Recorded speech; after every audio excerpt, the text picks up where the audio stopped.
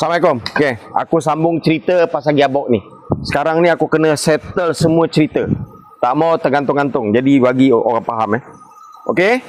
Ini Echo, kami dah servis, cuci, tukar semua seal Dalam ni ada satu oil seal. Ni oil seal dia, oil seal baru. Dalam ni ada satu O-ring. O-ring tak boleh pakai yang cahaya, mesti nak yang elok. Lepas tu bearing goyang, kami ganti ni bearing Ni bearing yang lama. Bearing ni dia akan duduk kat sini nanti. Dia dah goyang, kami dah ganti. Ni bearing rosak. Yang bercerita nut tadi, ni nut aku dah ganti lain. Ni nut aku dah bawa keluar Nut yang lama ni, korang tengok dia punya trip dah botak Trip dah botak. Ni trip yang elok macam ni. Nasib baik aku ada lebihan satu nut yang okey, yang boleh pakai. Nut ni sebelum ni dia lekat kat sini, sangkut kat situ, dah tercabut.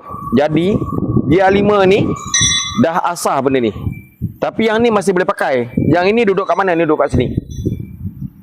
Ini hanya shaft untuk tumpang gear Agostan.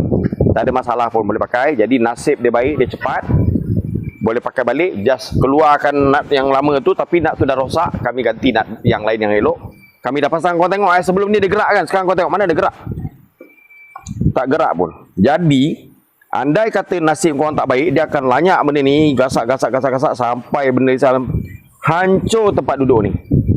Tempat duduk yang hancur, gearbox akan jalan tak kata, gegar, pecah.